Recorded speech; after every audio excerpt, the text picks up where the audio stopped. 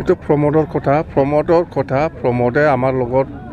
ফোনত কথা পাতি পেলাই যিখিনি কৈ আছে মোক খাম্পা আৰু চন্দনক ডাষ্টবিনত অলৰেডি পেলাই দিছে এইবিলাক কৈ লাভ নাই হাগ্ৰামা মহিলাৰী ডাঙৰীয়াৰ 17 বছৰ আৰু আমাৰ 4 বছৰ 4 বছৰতো 1 বছৰ আমি কাম কৰিব পৰা নাই কোভিডৰ কাৰণে 3 বছৰ কাম কৰিছোঁ আপোনালোকে কম্পেয়াৰ কৰি চাওক তেখেতৰ 17 বছৰত 3-4 বাৰকৈ গোষ্ঠীগত সংঘৰ্ষ হৈছিল কিমান মানুহ ব্লাড শেড হৈছিল বড়ো অনাবড়ো হৈছিল বিভিন্ন পৰিৱেশবিলাক স্কুল কলেজৰ অৱস্থা বেয়া আছিল प्रमोद बर' बिथाङा मा बाथ्रा बुंदों नोंथांमोना खोनाखाबाय आरो बिथांनि खुगायावनो जोङो बेफोरबायदि बाथ्रा बुंनायखौ खोनाबाय थानो मोनो दा फार्स्ट अफ अल जोंनि हारिनि थांखिया मामोन आलादा रायजो सेपारेट स्टेट बड'लेण्डखौ सोरजिनाय नङा होमबा आरो बे आलादा रायजो सेपारेट स्टेट बड'लेण्डखौ मानो सोरजिनो थाखाय थांखि लानांगौ बाध्य जानाय जोंनि बर' हारिनि बर' फिसाफोरा दिनै बिखौ प्रमोद बर' बिथाङा मिथिगौना मिथिया ना बिथाङा दिनै गावनि पलिटिकेल सार्थबाथिखौ लानानै गोसो बायदि बाथ्रा बुंनो मोनबानो गोजोनग्रा जाबाय नामा हा गोसो बायदि बाथ्रा बुंनो मोनबानो गोजोनग्रा जाबाय नामा दिनै गावनि मोननांगौखौ मोनबानो बिथाङा गोजोनग्रा जाबाय नामा जायनि थाखाय जोङो दिनै प्रमोद बर' बिथांनि खुगानिफ्राय जानला मेला गोदाव सोराव बाथ्राफोरखौ जोङो खोनानो मोनबाय थायो जेराव प्रमोद बर' बिथाङानो मोनसे समनि दुलाराय बर' फरायसा आफादनि आफादगिरि जानानै नो बड'लेण्ड नो रेस्ट डु अर डाइ बे मुभमेन्टखौ लिडिं खालामबोनाय सासे दैदेनगिरिमोन नाथाय दिनै बिथाङा पलिटिकेल प्लेटफर्मआव फैखांनायनि उनावहाय मा एसेबां थार्ड क्लास लेभेलनि फालतु गनायजाथावै बाथ्राफोरखौ जों रायजो राजानि सिगाङाव बुंनानै फोरमायबाय थायोब्रा लाजिनाय दंना गैया साननाय दंना गैया साननाय दंना गैया मानगोनां प्रमोद बर' नोंथांखौनो बुंदों आङो नोंथाङा दि जाय बाथ्राखौ बुंदों जे बे 17 इयार्सनि गेजेराव दानलाय सुलाय जानाया अनाबर बायदि मोनसे हानजा जोनोम जानाया बिनि दायनिगिरिया बै सरकार सालायनायनिनो बा थोंजोङै नङाब्लाबो इनडाइरेक्टलि मानगोनां हाग्रामा महिलारी सारखौ थांखिनानै बुंनाय जादों दा दिनैयो जोंनि माहारिनि गेजेराव बै जारिमिन समनिफ्राय दिनैनि समसिमहालागै जेसेबांखिनि जाथाय इनसिडेन्टफोर जालांदों आं बारम्बार बुंबाय दंखायो रावबो जों बर' फिसाफोरनि थाखाय जायाखै जों बर' फिसाफोरनि गेजेराव बै गुबुन हारि होनना बुङोब्ला जोङो एग्जाम्पल होनाङा बे आसाम स्टेटआव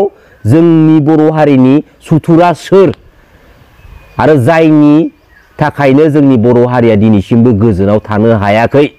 बायदिसिना फाव फेसनजों बायदिसिना पलिटिकेलि इशुजों बिसोरो जोंनि हारिखौ डिस्ट्रय खालामनो नाजादों जोंनि बर' हारिखौल' नङा बे आसाम स्टेटआव थानाय जेसेबांखिनि ट्राइबेल हारिनि सुबुंफोर दङ दिनैनि बे समसिमहालागैबो एसेबो सान्थि गैया आरो जोंनि ट्राइबेल हारिजों लोगोसे जोंनि बर' हारिनि दैदेनगिरि लिडारफोरा बै जोंनि जालांनाय माखासे जारिमिनफोरखौ बे समाव जाफ्लेबाय थानाय माखासे थासारिफोरखौ गोथौ गोसोजों नोजोर होनानै जों जुदि सांग्रां जायाबा सांग्रां जानानै जोंनि माहारिखौ जों जुदि दैदेनलाङाब्ला जोंनि माहारिनि इयुन जेनेरेसनखौ जों जुदि फोरोंलांनो जुदि नाजायाब्ला बेफोरबायदिनो थांबाय थानांगोन बेनो मानगोनां प्रमोद बर' नोंथां बेफोरबायदि स्टाइलजों जोंनि हारिनि इयुन जेनेरेसनखौ नोंसोरो दैदेनलांनो सानबाय नामा 1988 मायथाइनि 25 आरो 27 जानुवारि हरनि समाव क'क्राझार डिस्ट्रिक्टनि सिङाव थानाय भुमका गामिनि 13 जोनिबो बांसिन बर' हिन्जावफोरखौ देरफुनाय उन्दै लाइमोन हिन्जावसाफोरखौ 12 बोसोर 13 बोसोरनि हिन्जावसा गथ'फोरखौ आसाम पुलिस आरो आसाम पुलिस टास्क फर्सआ नायगार हरनै जिनाहारि खालामदोंमोन आरो बे समा आलादा रायजो बड'लेण्ड सेपारेट स्टेट मुभमेन्टखौ लानानै गोख्रोङै मुभमेन्ट खालामनाय सममोन दा मोनसे बाथ्रा बुंगोन आङो दिनै प्रमोद बर' बिथांनिसिम थोंजोङै दिनैनिफ्राय हायोब्ला जोंनि माहारिनि गेजेराव जालांनाय माखासे इनसिडेन्टफोरखौ सोरबा बर' फिसाफोरखौ थांखिनानै दुसिनानै दायनिगिरि खालामनो नाजानाय आरो जोंनि माहारिनि गेजेराव जालांनाय माखासे जारिमिनारि बाथ्राफोरखौ बे नोंसोरनि पलिटिकेल प्लेटफर्मआव बोखांनानै पलिटिकेलि इशु खालामनो नाजानाय पलिटिकेलि बेफोर डायलगजोंनो जों रायजो राजानि गोसोखौ इमप्रेस खालामनो नाजानायनिफ्राय गोजानाव थायोब्ला मोजां जागोन खारन नोंसोरो बेफोरबायदि थार्ड क्लास लेभेलनि जाथावथारै गनायजाथावै डायलगफोरखौ जों रायजो राजानि सिगाङाव जेसेबां दिन फोसावबाय थागोन एसेबां दिन जोंनि हारिनि गेजेराव बांसिननिफ्राय बांसिन गुलाय गुजाय थासारिया सोमजिलांनो सुबिदा मोनबाय थागोन पलिटिक्स फोथाराव नोंसोरो माखौ लानानै डिबेट खालामलायबाय था नाथाय जोंनि बर' हारिनि बिखायाव जालांनाय जारिमिनफोरखौ नोंसोरो नोंसोरनि पलिटिकल प्लेटफर्माव बुरखां लाबोनानै गाज्रि थासारिखौ लाबोनो दा नाजा बे बाथ्राखौ आङो दिनै लास्ट टाइम फोरमायहरनाय जाखाबाय जाय हारिनि गाज्रि नोजोरनिफ्राय जोंनि बे बर' माहारिखौ रैखा खालामनांगौनि थाखाय जोंनि बर' हारिया एसेबां जेंना जेथोनि गेजेरजों दिनैनि बे स्टेजाव स्टेन्ड जानानै दंफैयो आरो बे दिनैनि बे स्टेज समावबो जोंनि हारिनि गेजेराव बै हारिजोंनो गादब होजानानै सोलिहोजाग्रा डमिनेट खालामनानै जोंनि हारिखौनो डिस्ट्रय खालामहोजाग्रा माखासे बर' फिसाफोरबायदि दं बेखौ बुहुमनि साफ्रोमबो बर' फिसाफ्रा सिमाङावबो सानाखै नाथाय बेनि गोथां सावगारिखौ जोङो दिनै फोरमान मोनबाय आरो स्पेशली फोरमान मोनदों बे पलिटिकल प्लेटफर्मनि गेजेरजों दिनै पलिटिकल प्लेटफर्मा गैयामोनब्ला जों मालाबाबो जोंनि हारिनि लांसुनिया थगायसुला सेल्फिश ओरैनो खुगायावल' बुंफ्लाग्रा लिडारफोरखौ जोङो मालाबाबो हमदांनो हानाय नङामोन दा पलिटिक्सनि बाथ्राखौ बुंनो थाङोब्ला मानगोनां प्रमद बर' बिथाङा जोंनि बिटिसि गभर्नमेन्टखौ सालायगासिनो दङ जेराव मानगोनां हाग्रामा महिलारि सारा गावनि गभर्नमेन्ट दैदेननायनि समाव 3 कोटि रांजों गंसे गेस्ट हाउसखौ लुफुंनानै होयो आरो मानगोनां हाग्रामा महिलारि सार 3 कोटि रांजों लुफुंनाय गेस्ट हाउसखौ बे मानगोनां प्रमद बर' बिथांनि दैदेननाय गभर्नमेन्टआ रिपेयारिंनि मुङाव 12 कोटि 20 कोटि रांखौ सेंसन खालामनाय जायो अब्ला साननानै नायदो रायजो राजा नोंथांमोन जेराव गंसे गेस्ट हाउसखौ लुफुंनो थाखाय 3 कोटि रांल' नांगौ आरो बे 3 कोटि रांजों लुफुंनाय गेस्ट हाउसखौनो रिपेयारिं खालामनो थाखाय 12 कोटि 20 कोटि रां सेंसन खालामनाय जायो बेसे डिफारेन्स दं बेवहायनो एसेबाबो लजिकखौ मिथिनो हायो बेवहाय माबायदि पलिटिकेलि लजिकआ हाबनानै दङ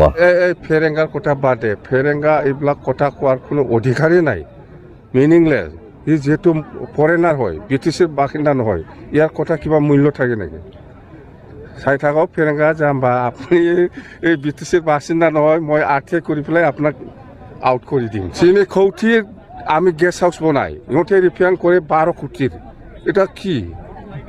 এটা নতুন কথা নাকি আপনালোকে চাওকচোন বিটিসি অফিসত যাই পেলাই চাওক আমি মোটামুটি 3 কোটি ওচৰা ওচৰি এই হাউলি গেষ্ট হাউসটো 12 কোটিত রিপেয়ারিং কৰি আছে আৰু সেই শিলিগুড়িৰ যিটো গেষ্ট হাউস সেইটো মানে 3 কোটিৰ অলপ বেছি হ'ব সেইটো 12 কোটি আৰু আপোনাৰ এই মোটামুটি সব এনেকুৱা এই কিবাটো 5 কোটি কিমান বা আছে আমাৰ কৈলাশ কলনী গেষ্ট হাউসটো দিল্লীৰ সেইটো 22 কোটি রিপেয়ার আমার সরকার আইলে এনেকুৱা কেলেংকাৰী নাথাকিব বিরাট ভালকে আমি সরকার চলাম আগৰ নিচিনা বাস এতিয়াতো দুর্নীতি করার কোনো কিবাই নাই মানে হিসাবে নাই মানে ব্রিটিশের যদি 100 টাকা আহে এই 100 টাকার ভিতৰত আমি কেনেকৈ মানে মিছা স্কিম দি পেলাই ভুয়া কিবা একটা দি পেলাই আমি পইচাটো ওলাই পেলাই খাব পাৰি তাৰ কাৰণেহে ব্যস্ত কাম কৰাৰ ক্ষেত্ৰত ব্যস্ত নহয় আপোনালোকে চাওক আমাৰ বিপেক দলে সেইদিনা ট্ৰাইনিয়েল কনফাৰেন্সত আমি ডিচিশন লৈছিল যে কোকৰাঝাৰ খাৰিগাঁও ৰাস্তাটো ফৰলেন আমি বনাম চৰকাৰ আহিলে আমি ফৰলেন বনাম বুলি কৈছে এই যে চৰকাৰ আহি আছে সেইদিনা চিএম ছাৰ এনাউন্স কৰি গ'ল দেখা নাই ফৰলেন হ'ব